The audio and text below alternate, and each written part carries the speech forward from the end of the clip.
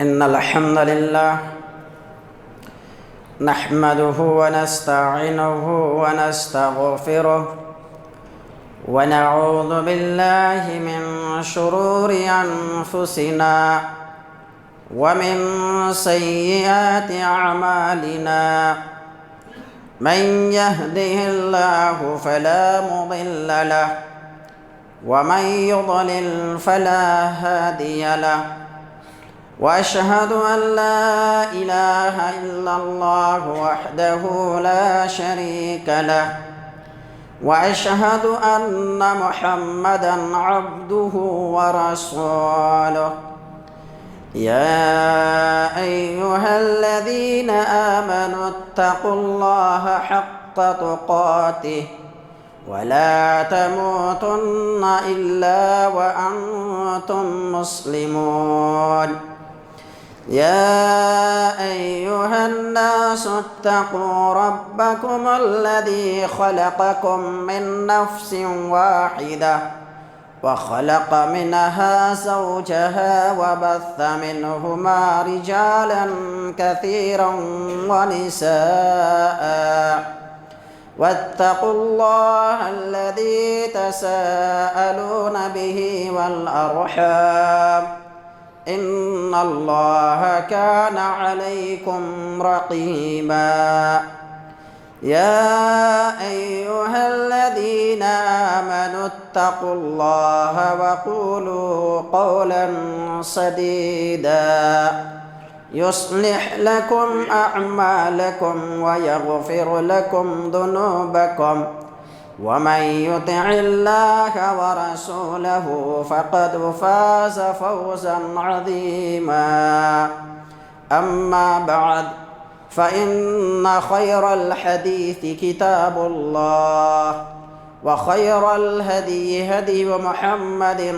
صلى الله عليه وسلم وشر الأمور محدثاتها وكل محدثة بدعة وكل بدعة ضلالة وكل ضلالة في النار أعوذ بالله من الشيطان الرجيم بسم الله الرحمن الرحيم والسابقون الأولون من المهاجرين والأنصار والذين اتبعوهم بإحسان رضي الله عنهم ورضوا عنه وأعد لهم جنات تجري تحتها الأنهار خالدين فيها أبدا ذلك الفوز العظيم. حاضرین جمعہ، اسلامی بھائیوں، بزرگوں، دوستوں، عزیز ساتھیوں، پردہ نشین خواتین اسلام، ہر قسم کی تعریف، توصیف، بڑائی، کبریائی، بزرگی اس وحدہ لا شریک کے لیے ہے جو ساری کائنات کا خالق و مالک، مدبر، پالنہار، مشکل کشا، حاجت روا اور مختار کل ہے۔ ساری عبادتیں اسی کے لیے بجا اور درست ہے۔ سب سے اچھی بات اللہ تبارک و تعالیٰ کی بات قرآن مجید ہے۔ سب سے بہتر طریقہ محمد الرسول اللہ صلی اللہ علیہ وسلم کا طریقہ ہے۔ دین میں نئی چیزیں ایجاد کرنا بدعت ہے، ہر بدعت گمراہی ہے اور ہر گمراہی کا انجام دوزخ ہے۔ اسلامی بھائیوں، اس کائنات میں انبیاء علیہم الصلاۃ والسلام کی جماعت کے بعد سب سے بہترین اور سب سے افضل ترین جماعت اگر کوئی ہے تو وہ صحابہ اکرام کی جماعت ہے۔ صحابہ اکرام جیسی جماعت نہ تو ان سے پہلے اس دنیا میں آئی ہے اور نہ قیامت تک آ سکتی ہے۔ یہ وہ جماعت ہے جو اللہ تبارک و تعالیٰ کا چنندہ اور منتخب کردہ جماعت ہے۔ سب سے افضل ترین جماعت صحابہ اکرام کی ہے۔ اللہ کے رسول صلی اللہ علیہ وسلم نے ان صحابہ اکرام کی عظمت اور اس کی فضیلت کو بیان کرتے ہوئے دو ٹوک الفاظ میں بیان کیا ہے کہ لا تسبوا اصحابی، میرے صحابہ کو تم لوگ برا بھلا نہ کہو۔ فوالذی نفسی لو احدکم انفق مثل احد ذهب ما بلغ مد احدهم ولا نصیفا، قسم ہے اس ذات کی جس کے ہاتھ میں میری جان ہے کہ اگر تم میں کا کوئی ایک آدمی احد پہاڑ کے برابر بھی سونا خرچ کر دے تو میرے ان صحابہ میں سے کسی نے اگر ایک مد یا آدھے مد بھی اللہ کے راستے میں کچھ خرچ کیا ہے تو اس کے مقام کو نہیں پا سکتا۔ یہ صحابہ اکرام کی عظمت ہے۔ اللہ تبارک و تعالیٰ نے بھی صحابہ اکرام کی عظمت کو بیان کرتے ہوئے فرمایا رضی اللہ عنہم ورضوا عنہ، کہ ان سے اللہ تبارک و تعالیٰ راضی ہے اور اللہ تبارک و تعالیٰ سے یہ لوگ راضی ہیں۔ رضامندی کی سرٹیفکیٹ اللہ تبارک و تعالیٰ نے اس جماعت کو اسی دنیا میں دے دیا ہے، جبکہ یہ سرٹیفکیٹ ایک جنتی کو جنت میں جانے کے بعد ملنے والی ہے۔ صحابہ اکرام، ان صحابہ اکرام کو اگر کوئی برا بھلا کہتا ہے تو اس کے اوپر اللہ کے رسول صلی اللہ علیہ وسلم نے لعنت کی بد دعا کی ہے۔ من صب اصحابی فعلیہ لعنت اللہ والملائکۃ والناس اجمعین، جس نے میرے کسی بھی ایک صحابی کو برا بھلا کہا تو اس پر اللہ کی لعنت ہے، فرشتوں کی لعنت ہے اور تمام لوگوں کی لعنت ہے۔ امام ابو زرعہ رازی رحمہ اللہ فرماتے ہیں کہ اگر تم کسی کو دیکھو کہ وہ کسی بھی صحابی کی تنقیص کرتا ہے، اس کی شان میں گستاخی کرتا ہے، فَاعْلَمْ أَنَّهُ زِنْدِيق، تو جان لو کہ وہ زندیق ہے۔ زندیق گمراہ فرقہ میں سے شمار ہوتا ہے۔ میرے بھائیو، یہ مختصر سی بات تھی صحابہ اکرام کے تعلق سے۔ من جملہ بات یہ ہے کہ تمام صحابہ اکرام اللہ کے برگزیدہ، اللہ کے چنندہ، اللہ کا منتخب کردہ یہ جماعت ہے۔ اللہ کے رسول صلی اللہ علیہ وسلم نے اپنے ہاتھوں سے جن کی تربیت اور پرورش کی ہے، وہ صحابہ اکرام اس امت کے لیے، اس دنیا کے لوگوں کے لیے کیا ہے؟ مثل نجوم کے ہیں۔ جیسے دنیا میں ستارے ہیں، جب ستارے نہیں رہیں گے تو اس دنیا نہیں رہے گی۔ سمجھ جیسے ہی صحابہ اکرام جب تک دنیا میں تھے امن و امان تھا، چین سکون تھا، صحابہ اکرام کے چلے جانے کے بعد فتنے عام ہوتے چلے جا رہے ہیں۔ یہ ہے ان صحابہ اکرام میں سب سے پہلے عظمت والی شخصیت ابو بکر صدیق رضی اللہ تعالیٰ عنہ، اس کے بعد عمر بن خطاب رضی اللہ تعالیٰ عنہ، اس کے بعد عثمان بن عفان رضی اللہ تعالیٰ عنہ، بالترتیب یہ تین صحابہ اکرام اور خلفائے راشدین، اس میں کسی کا کوئی اختلاف نہیں۔ اس کے بعد چوتھے نمبر پر جس عظیم شخصیت کا نمبر آتا ہے وہ ہے علی رضی اللہ تعالی عنہ، خلفائے راشدین میں چوتھے خلیفہ ہیں، اور یہ علی رضی اللہ تعالی عنہ یہ عشرہ مبشرہ میں سے ایک ہیں۔ علی رضی اللہ تعالی عنہ سابقین اولین میں سے ہیں۔ میں نے جو آیت آپ کے سامنے پیش کی ہے اسی مناسبت سے ہے والسابقون الاولون من المہاجرین والانصار، کہ وہ مسلمان چاہے وہ مہاجرین میں سے ہو انصار میں سے ہو جو سب سے پہلے ایمان لانے میں سبقت لائے وہ صحابہ اکرام، والذین اتبعوہم بإحسان، اور ان کی اتباع کرنے والے ان کے بعد کے جتنے بھی چاہے صحابہ ہو، تابعین ہو، تبع تابعین ہو، عام مسلمان ہو، جو ان لوگوں کی اتباع کریں گے احسان کے ساتھ، ان تمام سے اللہ راضی ہیں، اور ایسے لوگوں کے لیے ایسی جنتیں تیار ہیں جن میں وہ ہمیشہ ہمیشہ کے لیے رہیں گے، اور یہ سب سے بڑی کامیابی ہے۔ علی رضی اللہ تعالیٰ عنہ، آج کے خطبہ جمعہ میں انشاءاللہ ہم اسی چوتھے خلیفہ علی رضی اللہ تعالیٰ عنہ کی سیرت کے تعلق سے چند باتیں مختصراً بیان کرنے کی کوشش کریں گے، اس لیے کہ اس سے پہلے آپ کے سامنے تینوں خلفاء کے تعلق سے باتیں ہوئی ہیں۔ علی رضی اللہ عنہ یہ اللہ کے رسول صلی اللہ علیہ وسلم کے چچا زاد بھائی ہیں، اور سب سے چہیتے چچا اپنا سگا چچا ابو طالب کا بیٹا، ان کا نام علی ہے، صرف علی ہے۔ ان کی جو کنیت ہے یہ ابو الحسن اور ابو تراب ہے، ابو الحسن اور ابو تراب، لیکن علی رضی اللہ تعالی عنہ اپنے آپ کو ابو تراب سے خطاب کرنے کو پسند کرتے تھے، کوئی ابو تراب کہہ کر کے پکارتے، یہ ان کو زیادہ پسندیدہ تھا۔ کیوں؟ یہ جو کنیت ہے یہ اللہ کے رسول صلی اللہ علیہ وسلم نے اپنے زبان مبارک سے ان کو عطا کیا ہے۔ ہوا یوں، اس کے بارے میں ایک واقعہ یہ آتا ہے کہ علی رضی اللہ تعالیٰ عنہ کیونکہ اللہ کے رسول صلی اللہ علیہ وسلم کے سب سے چہیتی لاڈلی بیٹی فاطمہ رضی اللہ تعالیٰ عنہا کی یہ شوہر ہے، اللہ کے رسول صلی اللہ علیہ وسلم نے اپنی چہیتی بیٹی کا نکاح اپنے اس چچا زاد بھائی علی رضی اللہ تعالیٰ عنہ سے کیا، جو کہ تمام جنتی خواتین کے سردار ہیں۔ کون؟ یہ سیدہ فاطمہ رضی اللہ تعالیٰ عنہا، اور ان کے بطن سے دو نوجوان جنتیوں کے سردار پیدا ہوئے جن کو ہم حسن اور حسین کے نام سے جانتے ہیں۔ یہ سب فضیلت علی رضی اللہ تعالیٰ عنہ کو حاصل ہے۔ بہرحال تو علی رضی اللہ تعالیٰ عنہ کا ایک دن اپنی بیوی سیدہ فاطمہ رضی اللہ تعالیٰ عنہ سے کوئی بات ہو گئی۔ بیوی شوہر میں تھوڑا اونچ نیچ ہوتی ہے، کوئی ایسی بات ہو گئی، لیکن اس میں عقل مندی کی بات یہ ہے کہ بات کو طول نہ دیا جائے اور کسی طرح سے معاملہ کو کنٹرول کرنے کی کوشش کی جائے۔ علی رضی اللہ تعالیٰ عنہ نے اسی دور اندیشی کا ثبوت دیتے ہوئے جب تھوڑی سی بات ہونے لگی وہ گھر سے نکل گئے۔ یہ سب سے بہتر طریقہ ہے، اگر بیوی کے ساتھ کوئی ایسی بات ہو تو بیوی کو گھر سے نہ نکالو، بلکہ خود نکل جاؤ گھر سے اور جا کر کے باہر تھوڑی دیر رہ کر کے جب غصہ ٹھنڈا ہو جائے تو گھر آ جاؤ۔ علی رضی اللہ تعالیٰ عنہ نے یہی کیا، بیوی سے تھوڑی بہت جب بات ہوئی تو وہ گھر سے نکل گئے، نکل کر کے جا کر کے مسجد نبوی میں سو گئے۔ اللہ کے رسول صلی اللہ علیہ وسلم نے اسی وقت کسی کام سے اپنی بیٹی اپنے داماد کے گھر آئے، بیٹی سے پوچھا بیٹی داماد کدھر ہے؟ کہا تھوڑا مجھ سے انبن ہو گئی تو اسی لیے غصہ ہو کر کے گھر سے نکل گئے۔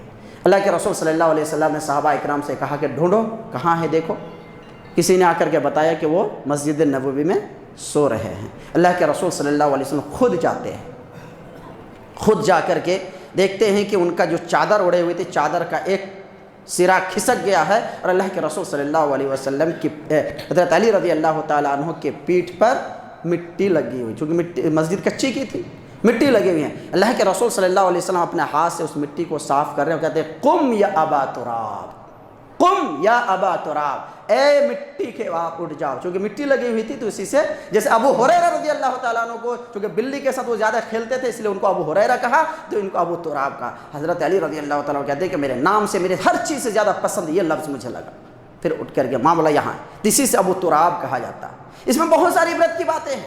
آج ہمارے گھروں میں اگر بیوی شوہر میں یعنی داماد اور بیٹی میں اگر کچھ انبن ہو جاتا ہے تو بیٹی کو چڑھا بڑھا کر دے، کیا ہوا ہے بولو دیکھ لیتا ہوں اس کو، ارے ان کو اپنے بتا دیتے ہیں ان کے اوقات ان کی حیثیت کیا ہے۔ نہیں، اللہ کے رسول نے کیا کیا، بیٹی کو آ کر کے اپنے داماد کا پیٹ صاف کر رہے ہیں اور ان کو پیار سے بول رہے ہیں اٹھو اٹھو۔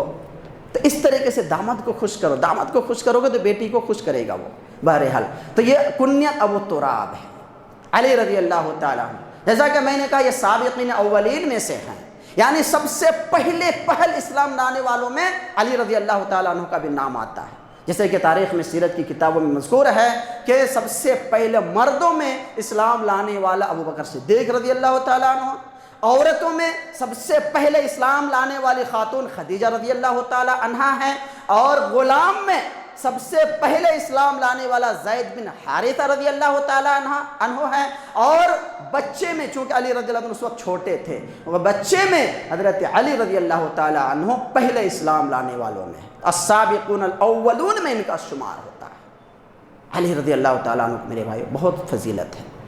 علی رضی اللہ تعالیٰ عنہ کی شخصیت وہ شخصیت ہے کہ جب اللہ کے رسول صلی اللہ علیہ وسلم مکہ چھوڑ کر کے ہجرت کے لیے نکلے تو اپنے اس بستر پہ علی رضی اللہ تعالیٰ عنہ کو سونے کا حکم دیا، اور علی رضی اللہ تعالیٰ عنہ بلا چوں چرا اس بستر پہ جا کر کے سو گئے، اور صرف یہ نہ کہ سوئے بلکہ اسی چادر کو اوڑھ کر کے سوئے جس چادر کو اوڑھ کر کے اللہ کے رسول صلی اللہ علیہ وسلم سوئے ہوئے تھے۔ اصل میں ہوا کیا تھا، مشرکین مکہ پورے گھر کا گھراؤ کر لیا تھا، اور ان لوگوں کی یہ پلاننگ تھی کہ جب صبح کے وقت اللہ کے رسول صلی اللہ علیہ وسلم گھر سے نکلیں گے، نعوذ باللہ ان کو ہم لوگ قتل کر دیں گے، اور اس طریقے سے ہمارا ایک طریقے سے ہم ان کے اس سے ہم کو چھٹکارا مل جائے گا۔ اللہ تبارک و تعالیٰ نے پہلے ہی وحی نازل کر کے کہا کہ اللہ محمد صلی اللہ علیہ وسلم آپ مکہ چھوڑ کر کے نکل جائیں۔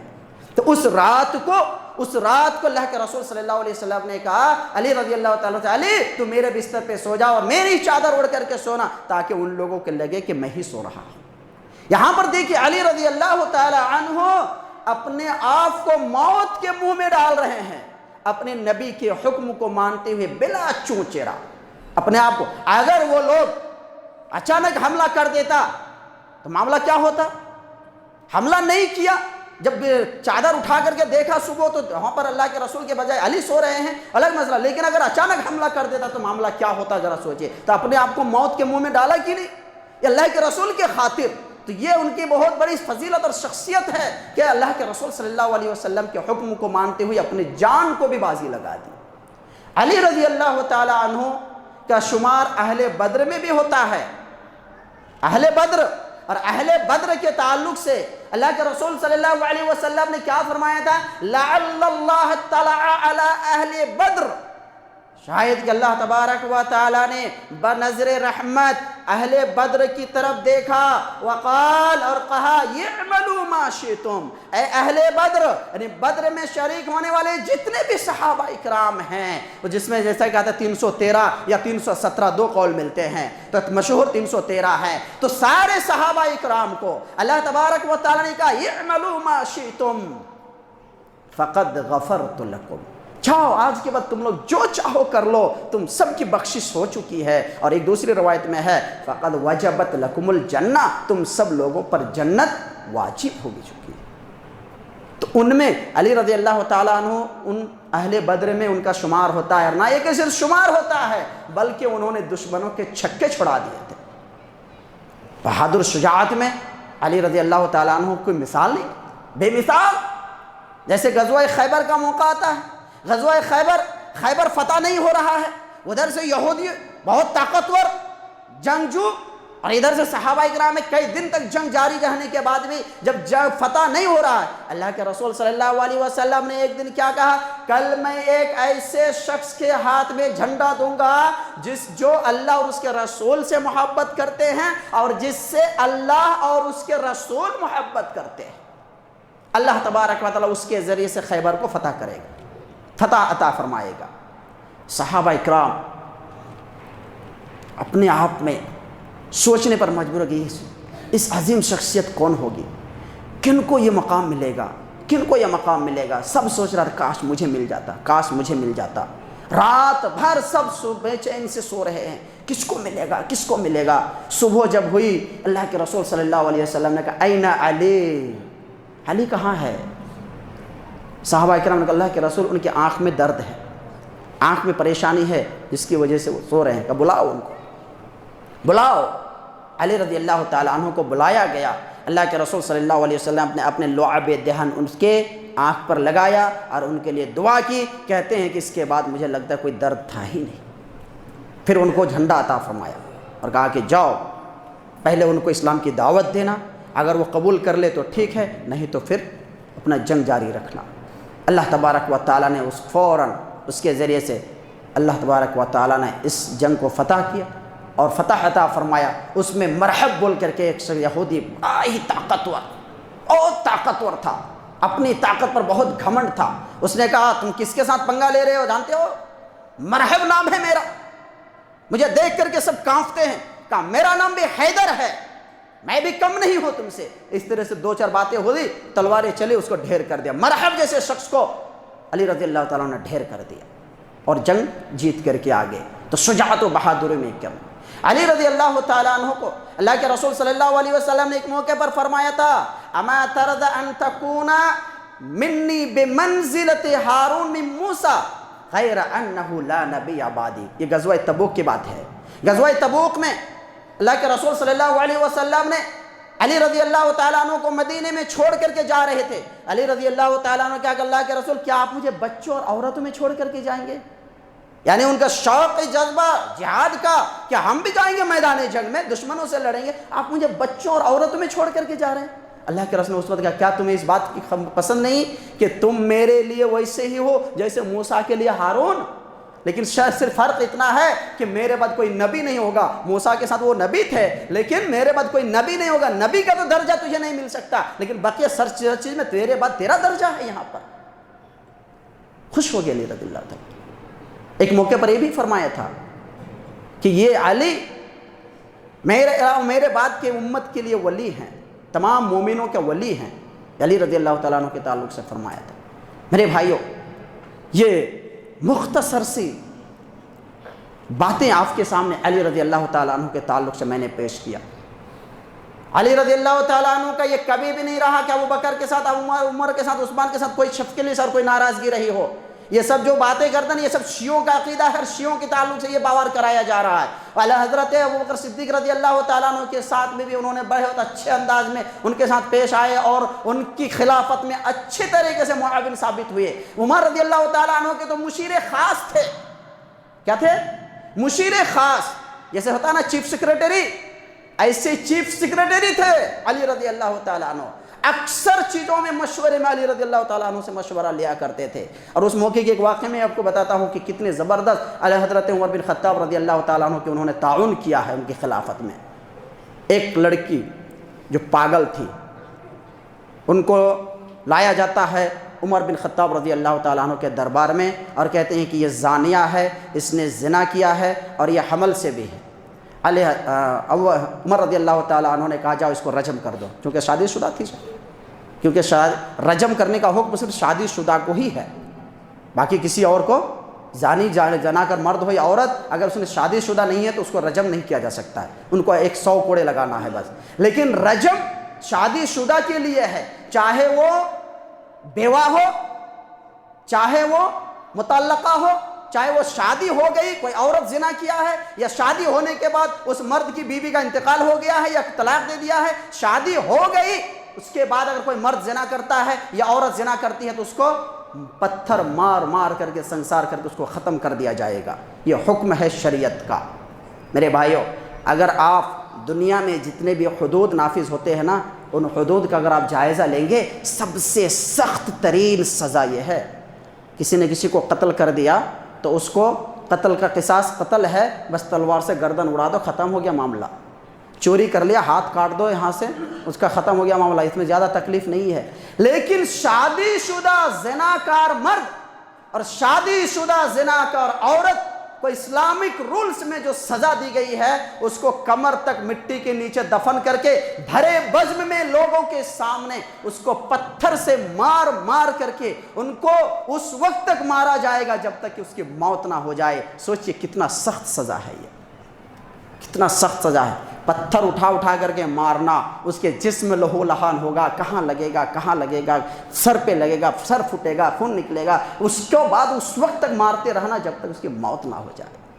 یہ اس کی سزا ہے. کتنا خطرناک سزا ہے. آج یہ قانون نہیں ہے, اس وجہ سے آج بے رہروی اور فحاشی, عریانیت اور زنا عام ہوتا جا رہا ہے, چونکہ اس قانون پر عمل یہاں نہیں ہو رہا ہے. اس لیے سب کو اپنے فل مرضی اپنے سب کچھ کرنے کا موقع مل رہا ہے. لیکن الحمدللہ شکر منائے کہ ابھی بھی دنیا میں وہ ایک جگہ ہے سعودی عرب جہاں پر یہ قانون آج بھی نافذ ہے.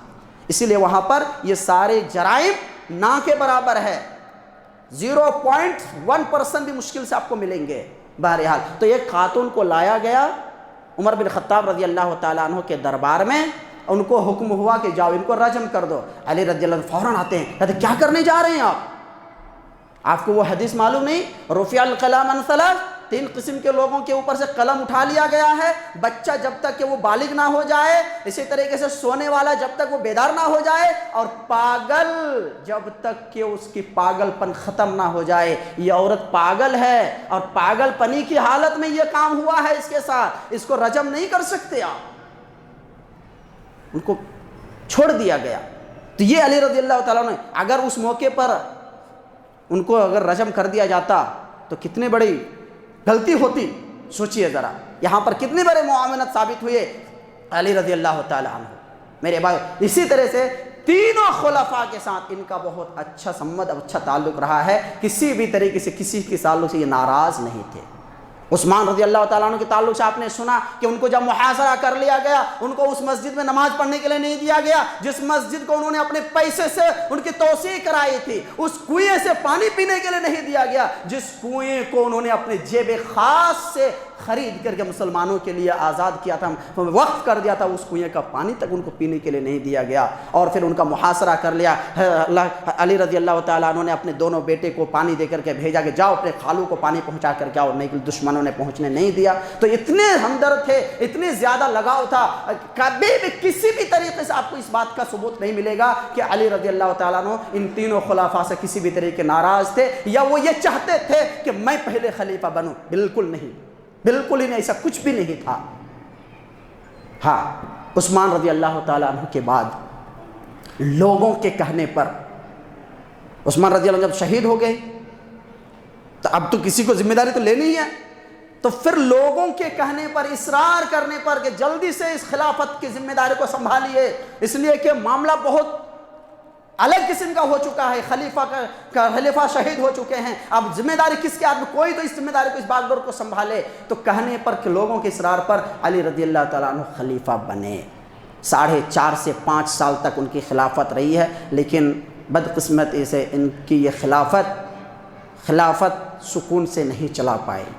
اس میں ہوا کیا کہ پوری کی پوری خانہ جنگی میں پوری خلافت گزر گئی۔ اب یہاں تک تو کسی کو کوئی مطلب نہیں ہے، سبھی جانتے ہیں کہ خلیفہ علی کی فضیلت یہ ہے، اپنے یہاں سے جب ٹرننگ موڑ لیا جاتا ہے تو یہاں پر آ کر کے لوگ دو گروہ میں بڑھ جاتے ہیں، اور آج کے کم پڑھے لکھے ہمارے نوجوان میں نام لیتا ہوں، نوجوان خاص طور سے انٹرنیٹ سے ایجوکیشن حاصل کرنے والے، اور اس طرح سے انجینئر مرزا جیسے لوگوں سے کچھ سننے والے، اور اس طرح کا سوچ رکھنے والے کچھ لوگ سامنے آ کر کے ٹی وی میں اور اس طریقے سے بیان بازی جاری کر کے ان سے فائدہ اٹھانے والے کچھ لوگ آ کر کے کوئی علی کو برا، کوئی معاویہ کو برا کہنے پر اپنی پوری انرجی کو ختم کر رہے ہیں۔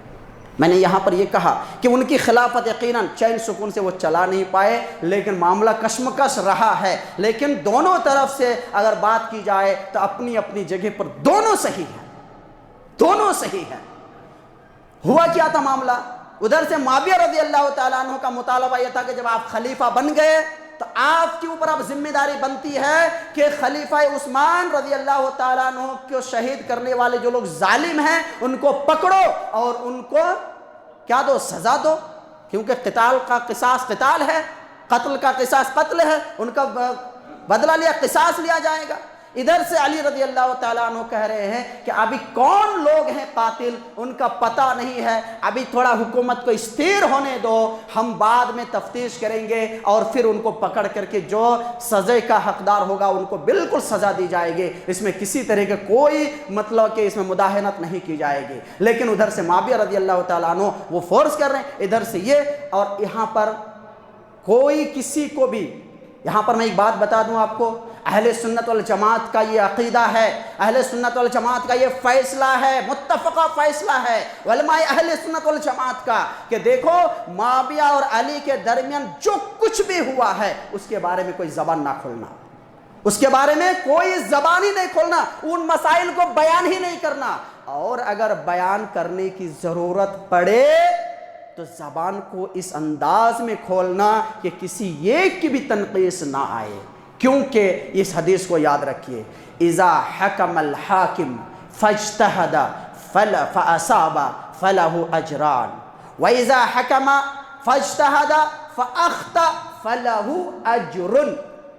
جب کوئی حاکم وقت کسی فیصلے کے تعلق سے فیصلہ صادر کرتا ہے اور اس میں وہ اجتہاد سے کام لیتا ہے، اگر وہ اجتہاد میں کامیاب ہو گیا، صحیح اس میں پہنچ گیا، فَلَهُ أَجْران، اس کو ڈبل اجر ملے گا۔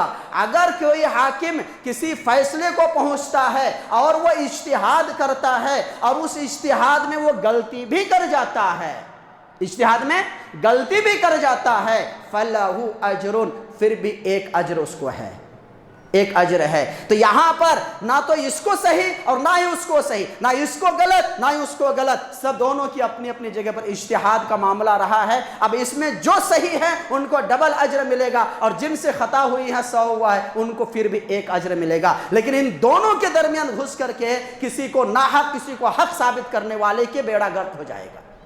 یاد رکھیے اس بات کو، اس کو صحیح اس کو غلط سرٹیفکیٹ دینے والے یا صحیح سرٹیفکیٹ دینے والے کا بیڑا غرق ہو جائے گا۔ اس لیے زبان کو ذرا سوچ سمجھ کر کے، اور میں آپ کو بتا دوں، جہاں پر علی جہاں پر معاویہ، دونوں کا معاملہ ادھر ادھر ہو رہا ہے، لڑائیاں ہو رہی ہیں، جنگیں ہو رہی ہیں، اس کے باوجود علی معاویہ کی تعریف کر رہے ہیں، معاویہ علی کی تعریف کر رہے ہیں، لیکن ہم ہیں بیچ میں گھس کر کے دونوں کو بیچ میں لڑانے کی طرف۔ وہی خوارج نے جیسا معاملہ کیا، اصل میں یہ لڑانے والے کون تھے معلوم ہے؟ صحابہ اکرام۔ یہ ان لوگ ایسے نہیں تھے کہ لوگ سمجھ بوجھ نہیں رکھتے تھے، اصل میں فتنے کا دروازہ کھولا ہی تھا تو یہودیوں نے۔ عبداللہ بن سبا نام کا وہ شخص جو جھوٹ موٹ کا اسلام قبول کر کے ان میں آ کر کے تفرقہ بازی اور انتشار میں بانٹا، اور جا کر کے اس طرح کا معاملہ پیش آیا۔ تو خوارج بعد میں جو لوگ صرف خوارج بن کر کے نکلے اور جا کر کے ان لوگوں نے اس طریقے سے الگ گروہ اور الگ فرقہ بنا لیا، تو اس طریقے سے مسلمانوں کو اصل میں انتشار میں ڈالنا اور مسلمانوں کو خون خرابے میں مبتلا کرنا ان کا مقصد تھا۔ یہ میں آپ کو بتاؤں، جب علی اور معاویہ کے دونوں کے درمیان جنگ جاری تھی تو شاہ روم نے ایک خط لکھا تھا، کس کو؟ معاویہ کو، معاویہ رضی اللہ تعالیٰ عنہ کو، اور کہا کہ علی تمہارے اوپر زیادتی کر رہے ہیں نا، ایک کام کرو، تم بولو میں تمہارا ساتھ دے کر کے ان کے فوج کو ختم کر دیتے۔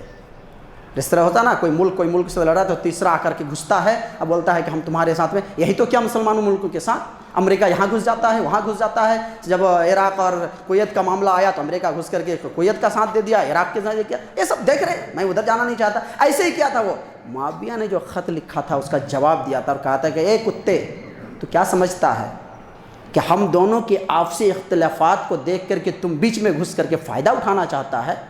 اگر تیرے کوئی بھی ایک آدمی نے اگر علی کی فوج پر حملہ کرنے کی کوشش کی تو یہ معاویہ علی کا ایک ادنا فوج بن کر کے اس کا دفاع کرنے کے لیے کھڑا ہوگا۔ اور کیا چاہیے؟ یہ کون کہہ رہے ہیں؟ معاویہ کہہ رہے ہیں علی کے تعلق سے، اور ہم اس کو غلط اس کو صحیح، اس کو غلط اس کو صحیح، یہی سب کرنے میں چکر لگے ہوئے ہیں۔ اور اسی طریقے سے علی رضی اللہ تعالیٰ عنہ بھی معاویہ کی فضیلت کو بیان کرتے ہوئے امت کو پیغام دے رہے ہیں کہ سب سے بہتر امیر ہے، یہ سب سے بہتر امیر ہیں۔ اس طرح کے میرے بھائیوں بہت سارے، مختصراً چونکہ یہ معاملہ ایسا ہے، پہلی بات تو میں آپ کو یہ کہہ دوں کہ معاویہ رضی اللہ تعالیٰ عنہ کی بھی فضیلت پر کئی حدیثیں ملتی ہے۔ اللہ کے رسول صلی اللہ علیہ وسلم نے فرمایا تھا، اول جیش من امتی یغزون البحر فقد اوجبوا، سب سے پہلا لشکر جو بحری جنگ میں شامل ہوگا ان کے اوپر جنت واجب ہے۔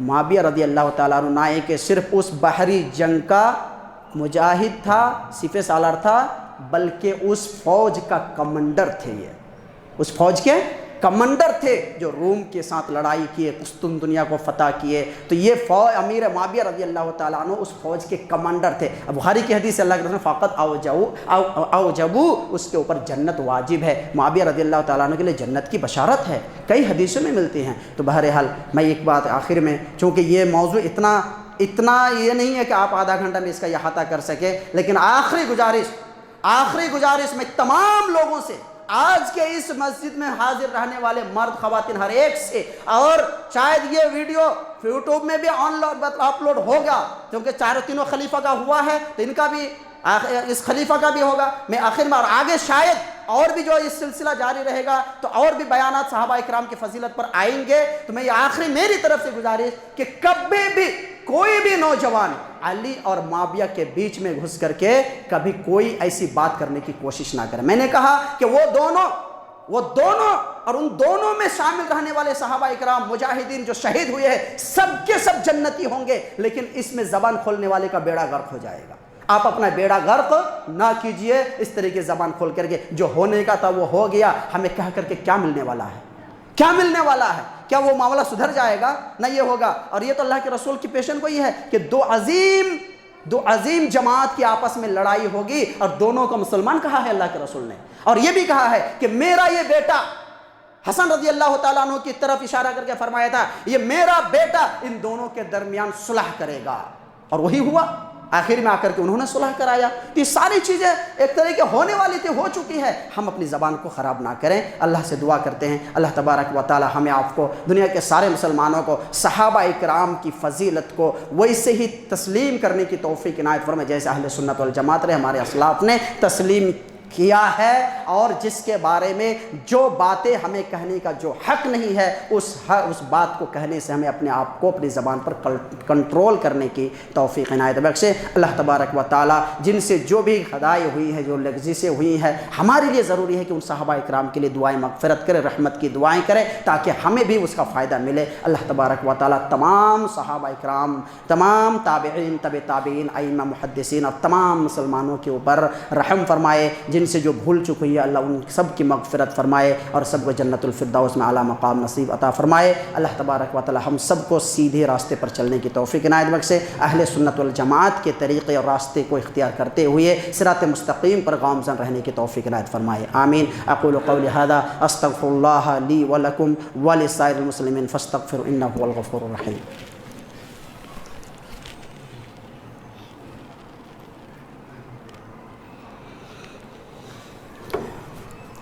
إن الحمد لله نحمده ونستعينه ونستغفره ونعوذ بالله من شرور أنفسنا ومن سيئات أعمالنا، من يهده الله فلا مضل له ومن يضلل فلا هادي له، وأشهد أن لا إله إلا الله وحده لا شريك له، وأشهد أن محمدا عبده ورسوله، أما بعد فإن خير الحديث كتاب الله، وخير الهدي هدي محمد صلى الله عليه وسلم، وشر الأمور محدثاتها، وكل محدثة بدعة، وكل بدعة ضلالة، وكل ضلالة في النار۔ أعوذ بالله من الشيطان الرجيم، بسم الله الرحمن الرحيم، إن الله وملائكته يصلون على النبي يا أيها الذين آمنوا صلوا عليه وسلموا تسليما۔ محترم سامعین، ایک چھوٹی سی بات یہ ہے، آج کل کی جو حالت ہیں دیش دنیا میں، اس سے بخوبی ہم سب واقف ہیں۔ ایسے موقع پر ہم سب کو کے اوپر ایک ذمہ داری اور عائد ہو جاتی ہے کہ اپنے گھروں کی، اپنے سماج کی، اپنے نوجوانوں کی اصلاح کرنا، ان کی اچھی تربیت کرنا، یہ ہم سب کے اوپر ذمہ داری ہوتی ہے۔ الحمدللہ مسجد میں سالوں سے خواتین کی تربیت، تعلیم و تربیت کے لیے پروگرام چل رہا ہے، اور الحمدللہ کچھ حد تک کامیاب بھی ہے۔ بہت حد تک خواتین اس معاملے میں محنت کر رہی ہیں، تعلیم و تربیت حاصل کر رہی ہیں۔ تو ایسے ہی مسجد کے ذمہ داروں نے ایک اور قدم کو آگے بڑھاتے ہوئے فیصلہ لیا ہے کہ ہمارے نوجوان، مرد، بزرگ، ہر ایک کی تعلیم و تربیت کے لیے بھی کچھ کام کیا جائے، اور اسی طریقے سے جس طرح سے خواتین کے درمیان ہر 15 دن میں اتوار کے دن بعد نماز عصر سے مغرب تک ایک پروگرام ہوتا ہے، ایسے ہی مردوں کے لیے ہر 15 دن میں جمعے کے دن بعد نماز مغرب تا عشاء ایک پروگرام کا انعقاد کیا جانے والا ہے، اور اس کا قدم اٹھایا گیا ہے، فیصلہ لے لیا گیا ہے۔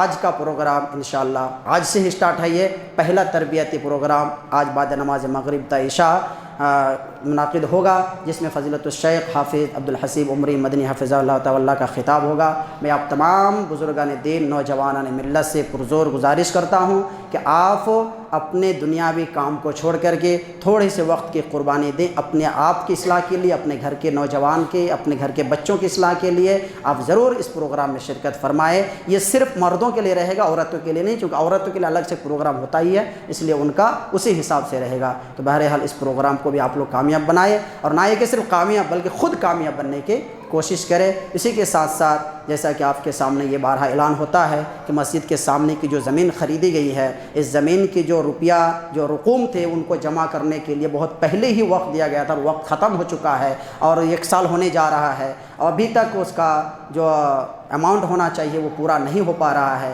لہٰذا میں اب تمام مرد و خواتین سے مؤدبانہ گزارش کرتا ہوں کہ جو جتنا ہو سکے بھرپور تعاون کرتے ہوئے اپنا نام اس زمین کو خریدنے میں شامل کرتے ہوئے جائیں۔ اللہ تبارک و تعالیٰ سے دعا ہے اللہ تبارک و تعالیٰ ہم سب کو مل جل کر کے دین اسلام کی خدمت، اپنے قوم کی خدمت، خدمت خلق میں ہر چیز میں بڑھ چڑھ کر کے حصہ لینے کی توفیق عنایت بخشے، آمین۔